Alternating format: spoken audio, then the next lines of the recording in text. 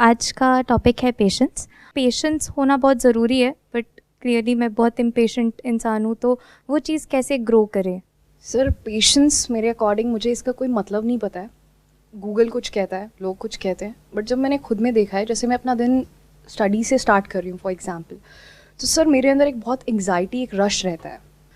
कोई चीज़ मैंने अगर बहुत टाइम रिपीट कर दी, मैं गिव अप नहीं करती हूँ, कभी भी नहीं, बट वो पेशेंस के साथ थोड़े टाइम में बहुत डेडली लगने लगता है कि अब ये चीज़ें हो नहीं रही हैं, मज़ा नहीं आ रहा है, लाइव फील नहीं हो रहा है, पता है कि सुबह उठ के रोज़ एक काम रिपीट करना है। So I don't understand what is patience actually, and I want to understand from you sir. Sir basically अगर हमें किसी भी फील्ड में, अगर करियर वाइज या अगर हम ग्रोथ की बात करें, अगर किसी में भी एक्सेल करना है, तो वो हमें पता है ओवरनाइट नहीं होने वाला है। We have to work really hard, और उसके लिए पेशेंस हमें बहुत ज़्यादा चाहिए। फॉर एग्जांपल मैं फिटनेस कंटेंट बना रहा हूँ 2 सालों से, पहले 1.5 साल कुछ रिटर्न नहीं आया तो आए डाउन मूवमेंट्स, चलो क्विट कर देते हैं, कुछ मॉनेटरी बेनिफिट नहीं हो रहा, लेकिन वो पेशेंस रखा कि एक स्किल समझी कि नहीं पेशेंस रखेंगे, आएगा, बाद में आएगा, तो अब वो उसके 10x रिटर्न दिखते हैं। लेकिन कभी कभी अभी भी फेजेस आते हैं कि जब आपका बड़ा गोल है, आप देख रहे हो फाइनेंशियल फ्रीडम, तो कितना वो पेशेंस रखे जब देख रहे होते हैं आसपास की हो नहीं रही चीज़ें जिस हिसाब से होनी चाहिए, लेकिन पता है बैक ऑफ द माइंड कि 5 साल बाद ये चीज़ एक्सप्लोड करेगी और अच्छा होगा, लेकिन उस टाइम को सस्टेन कैसे करे, वहाँ पे पेशेंस कैसे रखे? हाउ डू यू नो कि जो आपको लगता है कि 5 साल बाद ऐसा कुछ हो जाएगा मार्केट में, वो सच है या झूठ है? आपको लगता ही तो है, based upon your thinking, your understanding, which is very very limited. Thinking by it's very nature is limited. आपने कुछ थोड़ा बहुत कहीं पे देख लिया है और उसके बेस पे एक डिसीजन ले रहे हो, तो पहले तो अपनी उस नॉलेज को, इंफॉर्मेशन को और पक्का करते चले जाओ। You must have a clear cut explanation and logic behind whatever you are saying. तब हम कह सकते हैं कि अब आपका कन्विक्शन एक्चुअल में स्ट्रांग है। इनफैक्ट कॉन्फिडेंस और कन्विक्शन आता कहां से है, कभी सोचा है? जैसे किसी भी फील्ड से रिलेटेड कोई इंसान होता है, उसमें बहुत कॉन्फिडेंस होता है, किसी में कम होता है। Knowledge and experience and data and information backed by research, backed by what is actually going on in the market, not कि जैसा हमको लगता है। दोनों में बड़ा फर्क है। हम उसके बेस पे कि जैसा हमको लगता है कुछ भी प्लान बना लेते हैं, उस प्लान पे टिके रहते हैं, अपने प्लान को चेंज नहीं करते हैं और कहते हैं कि हमारे अंदर पेशेंस है। फिर 5 साल बाद कुछ नहीं होता है, अब फिर हम ना यहां के रहते हैं ना वहां के रहते हैं। 90% से ज्यादा बिजनेसेस फेल हो जाते हैं 5 साल के अंदर अंदर। तो 90% प्रोबेबिलिटी क्या है कि आपका बिजनेस फेल हो जाएगा। तो बैकअप प्लान क्या है? This is part of patience. जैसे गाड़ी अगर पंचर हो गई तो एक है ऑप्टिमिज्म, एक्साइटमेंट कि अरे मेरी गाड़ी तो पंचर हो ही नहीं सकती, और हो गई तो देख लेंगे ना, कर लेंगे, तब की तब देखी जाएगी। समझ गए प्रॉब्लम? एक है आप जाने से पहले ही एक बैकअप प्लान बना रहे हो, यानी स्टेपनी है, उसमें भी हवा चेक करी और चल पड़े, पेशेंस आ गया आपके अंदर। नहीं तो जितना एक्साइटेड होगे उतना ही डिप्रेस भी हो जाओगे जब गाड़ी पंचर होगी। फिर गाड़ी पे जाकर के लाते मारोगे क्योंकि ये क्या हो गया, ये मैं कहां फंस गया आकर के, यहां तो दूर दूर तक कहीं कोई नहीं है। समझ गए गड़बड़? मैंने ऐसे ऐसे लोगों को देखा है जिन्होंने अपना कितना टाइम, कितना पैसा एक आइडिया के पीछे लगा दिया और उनके ऊपर डेट आ गया है, यानी पैसा उठा लिया यहां वहां से, अब ना वो यहां के रहे ना वहां के रहे। तो अब यहां पे जो बात समझने वाली है ना, वो ये है कि पेशेंस के नाम पे कहीं हम कोई गड़बड़ तो नहीं कर रहे। ये कैसे पता लगेगा? Number 1, you must always have a backup plan. Plus जब आप प्लान ए पे काम कर रहे हो तो वो काम नहीं कर रहा है, वो आपको समझ आ गया 1-2 महीने में, बिल्कुल भी नहीं कर रहा है, तो अब कैसे पिवट किया जाए, क्या कुछ अलग किया जाए, कैसे किया जाए? That you need to keep on innovating, keep on changing. Rigid नहीं होना होता है वहां पर। अब इसी फंडे को हम लगाते हैं, कोई एंट्रेंस आप क्रैक करना चाहते हो, एक बार ट्राई किया, थोड़ा आसपास पहुंच गए और वो नहीं हुआ, चलो समझ आता है, अगली बार ट्राई किया, मेक सेंस। दूसरी बार फिर थोड़ा और पास पहुंच गए कट ऑफ के, नहीं हुआ, कोई बात नहीं, तीसरी बार में हो जाएगा, स्ट्रॉन्ग पॉसिबिलिटी है। बट पहली बार आपने अटेम्प्ट किया, बहुत दूर हो, दूसरी बार और दूर हो, लेकिन कॉन्फिडेंस पहले से भी ज्यादा बढ़ गया। अब ये कॉन्फिडेंस का सोर्स क्या है? ये कॉन्फिडेंस आ कहां से रहा है? ये आ रहा है कि ये दुनिया मेरे को उल्टा बोल रही है ना, अब दिखाऊंगी मैं इस दुनिया को कि मैं क्या हूं। पर अगर ऐसा कोई सोचता हो कि दुनिया को दिखाने के लिए नहीं, कि वो खुद के अंदर कुछ चाहत हो, लाइक जो आप कहते हो पर्पस ऑफ लाइफ हो, वो समझ लिया हो या समझने के लिए दूर तक हो पर हो, इसमें हमें कोई भी कॉन्सेप्ट को घुसाने की जरूरत नहीं है, ना पर्पस ऑफ लाइफ को, ना चाहतों का कोई रोल है। आप चाहते हो उसको क्रैक करना, लेकिन कैपेबिलिटी है नहीं, एक बेसिक नेचर भी तो होता है हर एक का, एक बॉडी माइंड का स्ट्रक्चर भी तो होता है। जैसे मेरे जैसे कुछ निकम्मे लोग होते हैं, वो पढ़ने के लिए बने ही नहीं है, तो अब क्या करें? अब अगर मैं चाहता हूं कि मैं ये कर लूं लेकिन पढ़ाई में मेरा मन लगता नहीं है, तो क्लैश आ गया ना। तो पहले आपको अपने बेसिक नेचर को समझना पड़ेगा, बॉडी माइंड का जो स्ट्रक्चर है, एक्चुअल में देखना पड़ेगा कि रिजल्ट से आप कितना दूर हो, एक्चुअल में समझना पड़ेगा कि उस रिजल्ट को अचीव करने के लिए क्या करना है, क्या सैक्रिफाइसेस देने हैं, कितना पेन सहना है, क्या उस पेन को सहने के लिए तैयार हो, या फिर थियोरेटिकली तो तैयार हो कि हाँ मैं सह लूंगी उस पेन को, लेकिन जब सहने की बारी आती है तब हम प्रोक्रेस्टिनेट कर देते हैं, आज नहीं सहूंगी कल सहूंगी, और वो कल कभी आता ही नहीं है। यानी आज नहीं पढ़ूंगी 8 घंटे, कल पढ़ूंगी, और वो कल कभी आता ही नहीं है। वो कल आता है एग्जाम से 1 हफ्ता पहले। ऐसे तो नहीं होने वाला। तो सच बोलो अपने आप से कि मेरे से नहीं होगा और छोड़ो, कुछ और करो। What is your backup plan अगर वो नहीं हुआ तो वही अभी तक यही समझ आ रहा है सर कि अगर पेशेंस रखना है तो बेसिकली जो मेरा गोल है उसको छोटा छोटा में डिवाइड करना है और देखना है कि क्या ये छोटी चीज़ अचीव हो पा रही है। अगर ठीक है तो फिर आगे बढ़ते हैं, नहीं तो प्लान बी पे चलते हैं। परफेक्ट, बिल्कुल सही पकड़ा आपने कि मतलब अगर आप एक स्टार्टअप पे काम कर रहे हो तो आपको दिमाग ये नहीं लगाना है कि इस स्टार्टअप में मेरा ये प्रोडक्ट है, मेरा ये सर्विस है, मानो ये 1000 प्रोडक्ट कैसे बिकेंगे या 10,000 कैसे बिकेंगे या 1 लाख कैसे बिकेंगे, या वो मेरा कॉम्पिटिटर है उसके तो 10 लाख प्रोडक्ट बिक गए, मेरे 1 लाख कैसे बिकेंगे।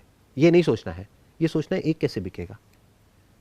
1 बिक गया तो 2 भी बिक जाएंगे, और 3 बिक गए जिस दिन, उस दिन समझ जाओ now you are in for something big, क्योंकि 1 तुक्का हो सकता है, 2 भी कह सकते हैं कि हाँ कोइंसिडेंस हो गया, 3 कोइंसिडेंस नहीं हो सकता। सर मेरा ये है, जैसे आप कोई भी बात कहते हो, एक एक बात सर, जैसे मैंने सर की वीडियो देखी, हर कोई कहता है मैंने देखी, मैं समझ के उन लाइफ को, नहीं सर मैं कैसे वो जो आप कह रहे हैं ना, वो कैसे मेरा माइंडसेट बने। तो आप आराम से सुनने की और समझने की कोशिश करो मैं अभी क्या कह रहा हूं, क्योंकि अगर मेरी एक बात समझ गए तो सारी समझ जाओगे, अगर एक नहीं समझे तो कोई नहीं समझ पाओगे। वही आ गया ना, जैसे 1 प्रोडक्ट बिक गया तो 100 भी बिक जाएंगे। ठीक है, तो अब इस बात को आराम से समझो, जो बात मैं कह रहा हूं कि जो भी आपका बड़ा गोल है जिसको आप अचीव करना चाहते हो, उसको ब्रेक डाउन कर दो स्मॉलेस्ट पॉसिबल गोल में। जब तक वो गोल अचीव नहीं होता है तब तक आपको इंपेशेंस चाहिए, ताकि आप फटाफट हसल करो, चेंजेस लाओ, अलग अलग चीजें ट्राई करो, कभी ये किया कभी वो किया कभी वो किया। You must be impatient, hop करो फटाफट। ये नहीं हो रहा तो वो करके देखो, वो नहीं हो रहा तो वो करके देखो, इसको अलग तरीके से करके देखो, फिर ये देखो फिर वो देखो। बट जहां थोड़ा सा भी कुछ हुआ, अब आपको पता है थोड़ा हो गया ना, अब कुछ बड़ा भी हो सकता है।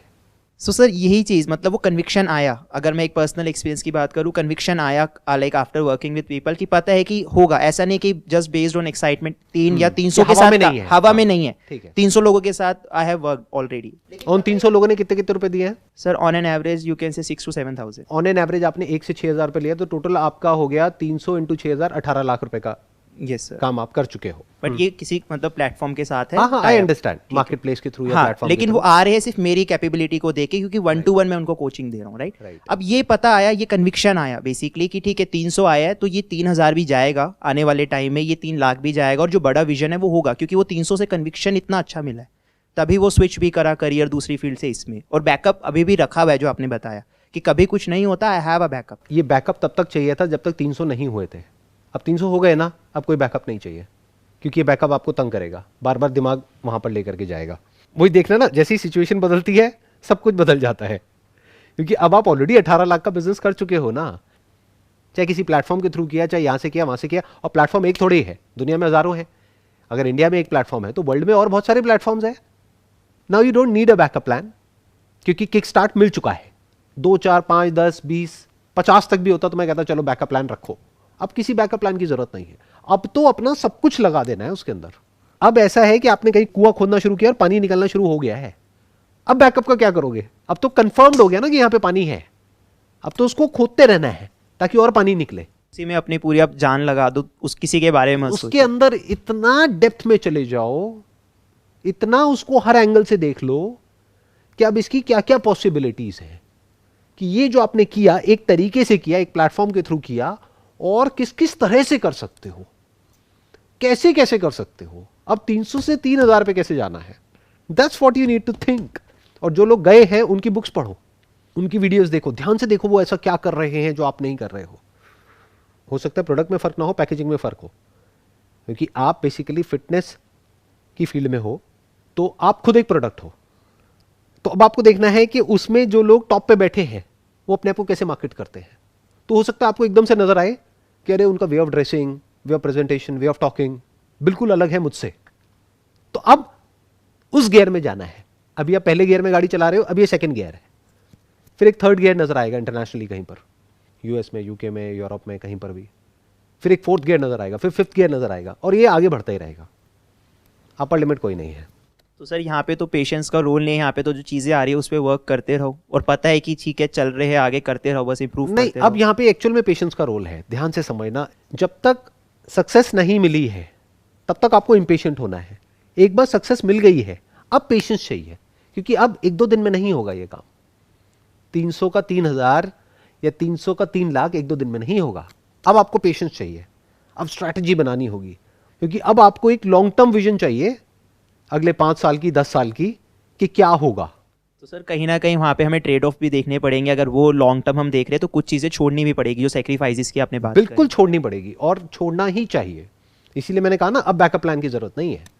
बैकअप प्लान की जरूरत तब तक होती है जब तक कि आप हवा में हो। जब पैर जमीन पर है तो बैकअप प्लान की कोई जरूरत नहीं है। जैसे सर्कस में होता है कि अगर नीचे गिरे तो नेट है, तो नेट क्या है? बैकअप प्लान है। क्यों है? क्योंकि आप हवा में लटक रहे हो। तो जब तक हवा में हो बैकअप प्लान चाहिए, क्योंकि गिरे तो मर जाओगे। अब जब जमीन पे हो और गिर गए, उसके लिए क्या बैकअप प्लान है? पैदल चल रहे हो, उसके लिए क्या बैकअप प्लान है? सर इसमें डेली बेसिस पे कैसे रोल प्ले होता है पेशेंस का? डेली बेसिस इंपॉर्टेंट नहीं है। आपको पहले ये देखना पड़ेगा कि पास्ट आपको क्या कह रहा है, डेटा क्या बोल रहा है। आप क्या बोल रहे हो, नॉट इंपॉर्टेंट। घर वाले क्या बोल रहे हैं, नॉट इंपॉर्टेंट। फ्रेंड्स, रिलेटिव्स, दुनिया क्या बोल रही है, नॉट इंपॉर्टेंट। डेटा क्या बोल रहा है। फॉर एग्जाम्पल, आप एक एंट्रेंस को क्रैक करना चाहते हो, तो आपने पिछली बार जो अटेम्प्ट दिया उसमें आप कितना पास पहुंचे, तो डेटा क्या कह रहा है। आप चाहते हो उसको क्रैक करना, लेकिन एक्चुअल में आपने पढ़ाई करी है 1-2 घंटा, वो भी एग्जाम से 2 महीना पहले, तो डेटा कुछ और कह रहा है। सर यहाँ पे एक ये चीज़ था कि जब जैसे आपने वो कहा कि जब 300 कस्टमर्स हो गए तो अब हमें बैकअप प्लान नहीं चाहिए, तो यहाँ पे कई बार एक्सपेक्टेड रिज़ल्ट ही आए ऐसा तो ज़रूरी नहीं है। कई बार हम जो सोचते हैं वो नहीं होता है, तो उस पॉइंट पे हम कैसे मतलब चलते रहे? क्यों चलते रहना है? डेटा क्या कह रहा है? डेटा तो कह रहे 300 कस्टमर्स आ गए हैं, मतलब अगर डेटा कह रहा है कि 300 कस्टमर्स आ गए हैं, तो दैट मीन्स कि किसी वजह से ही आए हैं, ऐसे ही तो नहीं आ गए। अपने आप तो खुद चल करके नहीं आ गए, कुछ तो आपने एफर्ट किया ही होगा, बहुत कुछ किया होगा तभी आए। कोई छोटा नंबर तो नहीं होता 300। तो जब 300 आ गए तो 600 भी आ सकते हैं, 1000 भी आ सकते हैं, 2000 भी आ सकते हैं। बट नहीं आए तो अब समझना पड़ेगा। नहीं आए तो बिल्कुल वैलिड पॉइंट है, बट क्यों नहीं आए? क्या मार्केट चेंज हो रही है? जैसे फॉर एग्जांपल कोविड की वजह से लॉकडाउन लगा, बहुत सारे लोगों के जो रेस्टोरेंट्स थे वो बंद हो गए। क्यों? क्योंकि उनकी जगह का रेंट था, जो मकान मालिक था उसने रेंट कम किया नहीं, उनके पास में रेंट देने के पैसे नहीं, तो उनका रेस्टोरेंट बंद हो गया। तो आप ये पूछ रहे हो कि अगर नहीं हुआ तो, ये तब पूछ रहे हो जब तक वो रेस्टोरेंट नहीं चला है, यानी अपने खर्चे नहीं निकाल रहा है, तब तो समझ आता है। चल गया है फिर भी अगर नहीं चला तो हाँ हो सकता है। कब हो सकता है? अगर वापस से कोई दूसरा पैंडेमिक आ जाए, या फिर कोई अर्थक्वेक आ जाए, या फिर साथ में कोई ऐसा रेस्टोरेंट खुल जाए जो आपसे बेटर, आपसे कम प्राइस पे दे दे, तो अब आपको अपने आप को चेंज करना होगा। बट वो तो कहीं भी हो सकता है, वो तो जॉब में भी होता है। जॉब में आपने बहुत एफर्ट किया और उसके बाद में आपको निकाल दिया, तो आप क्या करोगे? मतलब अनफेवरेबल सर्कमस्टेंसेस तो में कहीं भी हो सकते हैं। But all I am saying is कि अगर आपकी एक जॉब लग गई है अपनी कैपेबिलिटी के बेस पे, तो दूसरी भी लग सकती है। बट अगर 3 लग गई हैं अलग अलग कंपनीज में, अब 30 भी मिल सकती है, 300 भी मिल सकती है, 3000 भी मिल सकती है। समझ गए? एक तुक्के से मिल सकती है। अगर आपको एक जॉब मिली है, उसके बेस पर आप एक्साइटेड हो रहे हो, मैं तो ये हूं, मैं तो वो हूं, हो सकता है उस कंपनी से आपको निकाल दे, दूसरी जॉब आपको मिले ही ना।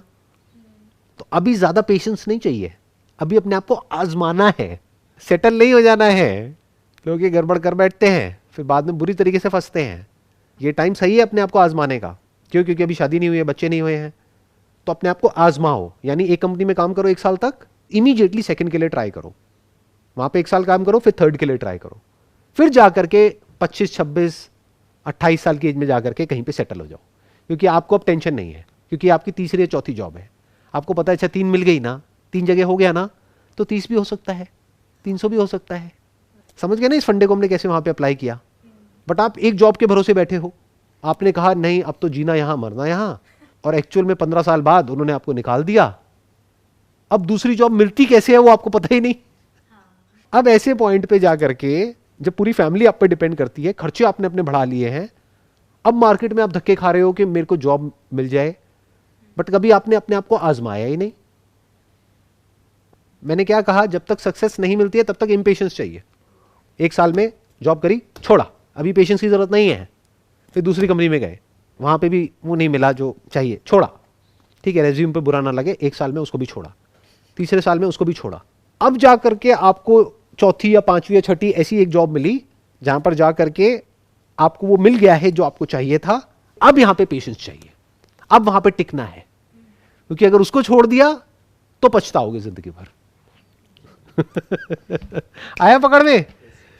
आपने एक बिजनेस किया, नहीं चला, छोड़ा, दूसरा किया, नहीं चला, छोड़ा, तीसरा नहीं चला, छोड़ा, अब चौथा चल गया है, इसको नहीं छोड़ना है। यहां पेशेंस चाहिए, इसको बड़ा बनाना है।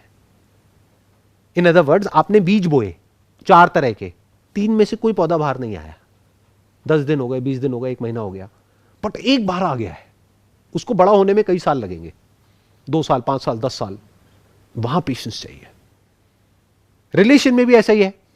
अगर आपकी रिलेशनशिप टॉक्सिक है, वहां पेशेंस नहीं चाहिए जी, वहां तो ब्रेकअप चाहिए, वहां तो इम्पेशेंस चाहिए। कि अगर समझ आ रहा है कि लॉन्ग टर्म में हमारा कुछ भी फ्यूचर नहीं है, साथ में कुछ भी नजर नहीं आ रहा है, फिर भी आप साथ में रहे चले जा रहे हो क्योंकि आप में बहुत पेशेंस है, आप सब कुछ टॉलरेट कर लेते हो, तो यहां पे पेशेंस नहीं चाहिए। बट जब कोई ऐसा इंसान मिल जाए लाइफ में जो आपको लेकर के भी उतना ही सीरियस है जितना कि आप उसको लेकर के सीरियस है, अब ये एक मिरेकल से कम नहीं है। अब यहां पे इंपेशेंस नहीं चाहिए, क्योंकि ये होने की प्रोबेबिलिटी बहुत कम है इस दुनिया में।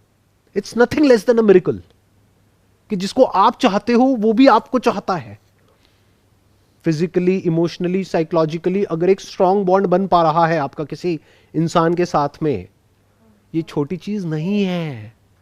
तो वहां पेशेंस चाहिए, क्योंकि वहां भी अप्स एंड डाउन्स आएंगे, वहां भी प्रॉब्लम्स आएंगी, वहां पे कुछ पैचेस आएंगे, कुछ फेजेस आएंगे उस रिलेशनशिप के जो बहुत बुरे होंगे, तो वहां पे पेशेंस चाहिए। रिलेशन को खत्म नहीं करना है। सर आपने बार बार एक चीज़ जो अभी फोकस करा है कि जब तुम्हें पता चल गया, वो कन्विक्शन आ गया, चाहे जॉब का हो या बिजनेस का हो, कि ठीक है अब तुम्हें पेशेंस चाहिए, वो कन्विक्शन आ गया और ये भी पता है कि ये होगा, और फीलिंग्स के बेसिस पे नहीं और इमोशंस के बेसिस पे नहीं। और जैसे बिजनेस जैसे आप कर रहे हो तो आपको पता है कुछ लो फेजेस भी आते हैं जहाँ पे डाउन हो रहा है बिजनेस, राइट, ग्रोथ कम हो रही है, और वहाँ पे तुम अडेप्ट करोगे, देखोगे, चेंज कर रहे हो चीज़ों को, लेकिन वो थोड़ा टाइम लेती है, एकदम से नहीं होता। अगर कोई मार्केट में चेंज आया है, कुछ भी ऐसा, तो उस टाइम पे अपने आप को इवॉल्व तो कर रहे हैं, लेकिन इवॉल्व के टाइम पे पेशेंस चाहिए। तो क्या ऐसा अपने आप को बोले, क्योंकि कभी कभी वो कह तो रहे हाँ पेशेंस चाहिए और अडेप्ट कर रहे, टाइम लग रहा है, लेकिन उस टाइम पे माइट भी वो फाइनेंशियली या कुछ भी चीज़ें जो अफेक्ट कर रही है, तो उस टाइम पे क्या कर सकते हैं? उस टाइम पे 2 चीज़ों का ध्यान रखना है। एक कि बुरे वक्त के लिए पहले से तैयार रहना है। आप एक बिजनेस कर रहे हो, आज आप कह रहे हो कि मेरे 300 कस्टमर्स हो गए और 6,000 रुपये मैंने लिए, 18 लाख रुपए यहाँ से लिए, बाकी प्लेटफॉर्म ने ले लिए, थोड़ा बहुत आपको मिल गया। तो इसको पैसे को उड़ाना नहीं है, जोड़ लो, फालतू का खर्चा नहीं करना है, क्योंकि ये हमेशा के लिए रहने वाला नहीं है, अप एंड डाउन चलता रहेगा। फाइनेंशियल फ्रीडम जिसकी मैं बात करता हूँ वो ये नहीं है कि आपको बहुत पैसा आने लग जाएगा। बहुत पैसा क्या होता है, बहुत लोग हैं उनके पास बहुत पैसा आता है, उनके खर्चे भी बहुत होते हैं। तो फाइनेंशियल फ्रीडम का मतलब ये है आपके खर्चे कम से कम, कमाई ज़्यादा से ज़्यादा। बट अगर कमाई 0 भी हो जाए तो आपकी इतनी सेविंग्स है कि उस सेविंग से जो इंटरेस्ट आ रहा है वो आपके खर्चों को पूरा कर रहा है, तब कह सकते हैं फाइनेंशियली फ्री हो। सर ये तो फाइनेंशियल एस्पेक्ट हो गया, लेकिन पर्सनल लेवल पे जो इमोशंस लेवल पे एक हम डाउन फील कर रहे होते हैं, लेकिन कन्विक्शन होती है तो वो चलता रहेगा, लेकिन उस डाउन फेज को कैसे अप करें? ठीक है, फाइनेंशियली बैकअप प्लान है, that is what I am saying. ये जो आप इमोशनली डाउन फील करते हो उसके पीछे एक रीज़न होता है। रीज़न क्या होता है? या तो आपके अंदर जो ग्रीड है उसकी वजह से आप डाउन फील कर रहे हो कि लाख रुपए महीने का आ रहा था, माना बंद हो गया, तो लालच का तो कोई अंत है ही नहीं। वो तो अगर आप 20 लाख रुपए महीने का भी कमाने लग जाओगे, 1 करोड़ रुपए महीने का भी कमाने लग जाओगे, जब किसी महीने में 1 करोड़ की बजाय 80 लाख आएगा तो आप रोने लग जाओगे। ऐसे बहुत लोगों को देखता हूं मैं अपने आसपास में, जब देखो रोते ही रहते हैं। उनको बोलो क्या दिक्कत है तुम्हें, महीने का 5-10 लाख रुपए कमा तो रहे हो, फिर भी रो रहे हो। नहीं वो पिछले महीने ना मेरी इतनी सेल हुई थी, इस महीने इतनी हो गई। तो तेरे को कोई दिक्कत हो रही है किसी तरह की? बच्चों की फीस देने में दिक्कत है, घर खर्च की दिक्कत है, कोई दिक्कत है? नहीं, कोई दिक्कत नहीं है, फिर रो क्यों रहा है? तो पहले तो ग्रीड को इन चेक रखो. Your life must not be driven by greed. If it is driven by greed, it is driven by emotions. और अगर वो इमोशन से ड्रिवन है आपकी लाइफ, तो अप्स एंड डाउन चलेंगे. तो पेशेंस की बातें होंगी, बट पेशेंस कहीं नहीं है. 1 मिनट में एक्साइटेड हो जाओगे, 1 मिनट में डिप्रेस हो जाओगे. बिजनेस में you have to be very very practical. Business हो, जॉब हो, even in relationship for that matter. देखो तीनों चीजों को मैंने कैसे कनेक्ट कर दिया. बिजनेस, जॉब और रिलेशनशिप, तीनों में फंडा सेम है. एक्साइटमेंट के बेस पे डिसीजन नहीं लेना है, ग्रीड के बेस पे नहीं लेना है, फियर के बेस पे नहीं लेना है. आपको हमेशा प्रैक्टिकल रहना है. तो प्रैक्टिकल का मतलब क्या होता है? नंबर 1, बुरा वक्त आए तो उसके लिए पूरी तरीके से तैयार हो जाओ, तो झटका नहीं लगेगा, इमोशंस में उथल पुथल नहीं होगी. आप चाहे जॉब में हो चाहे बिजनेस में हो, अगर आपके पास में अगले 1 साल की या 2 साल की सेविंग्स हैं, तो इतना बड़ा झटका नहीं लगेगा. जितना बड़ा तब लगेगा जब आपके सर पे कर्जा है, घर का लोन, गाड़ी का लोन, इसका लोन, उसका लोन, और जॉब भी चली गई. इसे बोलते हैं झटका. अब होएगा इमोशंस में उथल पुथल. ये क्या है? Lack of planning, lack of understanding of the future. एक तरफ से इमोशनल स्टेबिलिटी के लिए आपको क्या चाहिए? आपको सिक्योरिटी चाहिए. वो सिक्योरिटी मिलती है प्लानिंग से, सेविंग्स से. तो ये जो हमारे इंडिया में सेविंग्स माइंडसेट है, ये बड़ा कमाल का माइंडसेट है. वेस्ट में कंजम्पशन माइंडसेट है, और हम सब उनको देख करके कॉपी कर रहे हैं. हम सबका भी माइंडसेट धीरे धीरे कंजम्पशन माइंडसेट होता जा रहा है. बड़ा खतरनाक है माइंडसेट. जैसे मेरी लाइफ का एक सिंपल सा फंडा रहा है, आज से नहीं, शुरू से ही, कि गाड़ी लेनी है तो डाउन पेमेंट पे लेनी है, फाइनेंस नहीं करानी.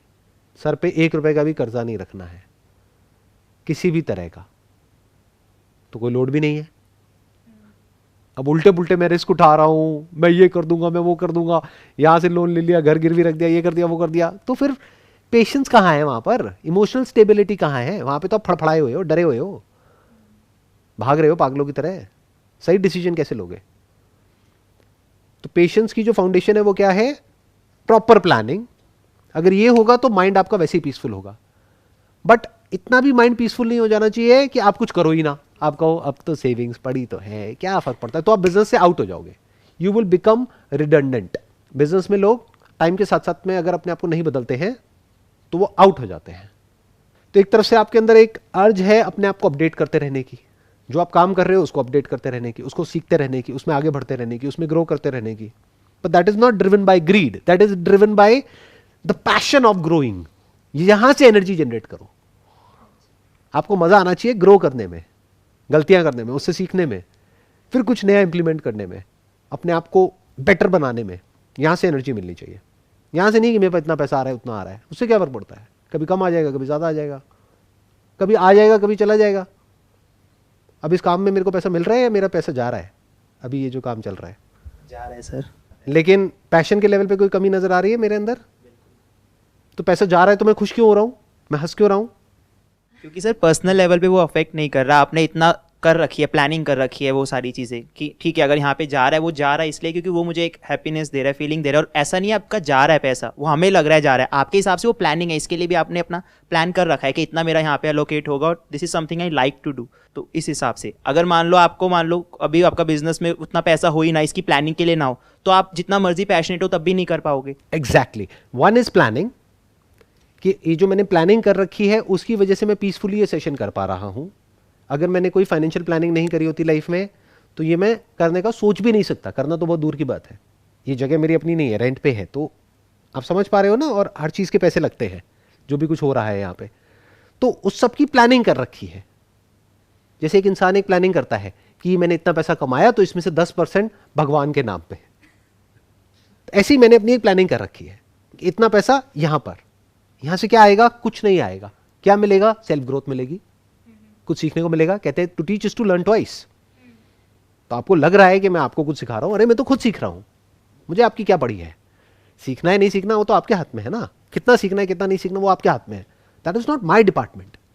मुझे क्या मिल रहा है वो मुझे तो वो देखना है. जब मैं सेशन में आया था तो मुझे थोड़ी पता था कि आप ऐसा कोई टॉपिक लेकर के आओगे. तो वो टॉपिक आया, उससे रिलेटेड क्या आने वाला है अंदर से वो मुझे खुद ही नहीं पता था. लेकिन देखो कितना कुछ आया. अब ये सब आपको दुनिया की किसी बुक में नहीं मिलेगा. मतलब ये सब क्या है? ओरिजिनल है, कोई थ्योरेटिकल नहीं है कि कहीं से पढ़ लिया याद करके कुछ स्पीच दे रहा हूं. सब कुछ स्पॉन्टेनियस है. तो इसका मतलब मैं ग्रो कर रहा हूं ना. ये मेरी लाइफ के लिए इंपॉर्टेंट है। पैसा आया गया, प्रॉफिट लॉस, अरे ये तो चिंदी लोगों की बातें हैं। Maybe a passion of living you have. Passion to live. And what is life? Life is all about exploring possibilities of yourself. कि देखता हूं मैं कहां तक जा सकता हूं। इसीलिए आप देखोगे मेरे सेशंस में, मेरे चैनल पर आपको कोई पैटर्न नजर नहीं आएगा। जैसे कुछ लोग हैं यूट्यूब पे, उनके चैनल पे एक पैटर्न नजर आएगा, जो 10 साल पहले कर रहे थे आज भी वही कर रहे हैं, वैसे ही कर रहे हैं, सब कुछ सेम है। क्योंकि जैसे ही कुछ अलग करते हैं लोग गालियां निकालते हैं, लोग कहते हैं नहीं नहीं नहीं नहीं, हमें ये नहीं चाहिए, हमें तो वही चाहिए। तो वो लोग इन लोगों के गुलाम है, ऑडियंस के गुलाम है। मैं किसी के बाप का गुलाम नहीं हूं। मेरे को आप देखोगे जो अंदर से आता चला जाता है वो करता चला जाता हूं। जैसे जैसे आता चला जाता है कि नहीं अब इसमें हो गया, छोड़ दिया। जैसे पहले एक लाइफ चेंजिंग सेमिनार करता था, छोटे से वहां से शुरू किया, फिर एक ऑडिटोरियम में किया, वो जगह कम पड़ने लग गई। फिर मैंने कहा यार अब ये बहुत हो गया, उसमें सेम कंटेंट होता था तो मैं बोर हो गया था। मैंने कहा लोगों को तो बहुत मजा आ रहा है, मुझे मजा नहीं आ रहा, सेम कब तक करता रहूंगा। तो वो करता रहा 6 महीने तक, साल तक। फिर उसके बाद में एक स्टेडियम में लास्ट लाइफ चेंजिंग सेमिनार किया, खत्म, टॉपिक क्लोज। उसके बाद जो भी कुछ किया उस सब में अलग है, हर सेशन में अलग कंटेंट है। इस तरह से सोचना होता है कि what is the main focus area of your life.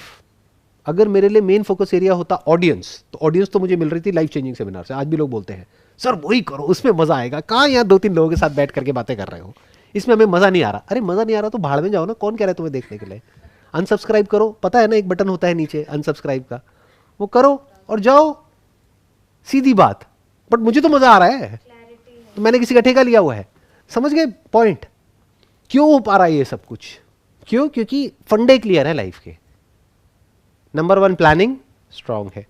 Number 2 future को देखना कि फ्यूचर में क्या जरूरत है, कि ये सब जो अभी हो रहा है फ्यूचर में इसकी लोगों को क्या जरूरत है। आने वाले 5 साल बाद, 10 साल बाद, 20 साल बाद, 100 साल बाद, मैं तो वहां देख रहा हूं। मेरा इंटरेस्ट सिर्फ ये 1-2 साल 5 साल पे नहीं है, मैं तो ये देख रहा हूं 100 साल बाद दुनिया में कितनी जरूरत होगी इस तरह के कुछ की, जहां पर डायरेक्ट बात उनको समझने को मिलेगी। बीच में कोई ठेकेदार नहीं है, जैसे धर्म के ठेकेदार होते हैं ना, बीच में मीडिएटर आ जाते हैं। No mediator of any kind, direct 500 साल बाद भी कोई बंदा बैठा होगा, डायरेक्ट देखेगा जो देखेगा। इस तरह से जब आप चीजों को समझ लेते हो, यानी your life is not driven by greed और फियर। कोई देखता है देखे, नहीं तो भाड़ में जाए। फियर नहीं है, ग्रीड, क्या चाहिए, क्या दोगे, कुछ नहीं चाहिए। लेकिन एनर्जी में अभी भी कोई कमी नहीं है, पैशन में अभी भी कोई कमी नहीं है। समझ पा रहे हो किस तरह से मैं चीजों को एक्सप्लेन कर रहा हूं? I am not just telling you to do it.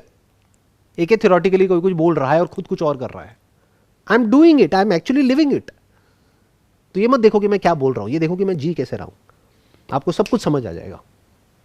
एक स्टेज ऐसी आ जाती है लाइफ में जिसके बाद में पेशेंस का भी कोई रोल नहीं होता है, क्योंकि पेशेंस में इट इज इंप्लाइड कि टाइम है। But once you are free from time तो पेशेंस भी नहीं चाहिए।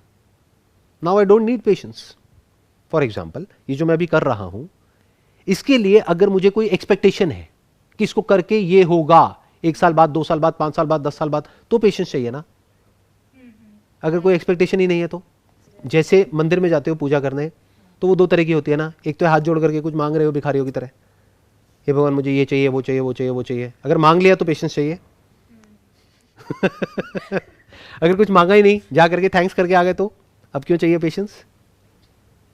आई think that sums up the entire conversation या डिस्कशन जो भी आज हमने यहाँ पर करी है। It was pleasure talking to all of you and wish you all the best.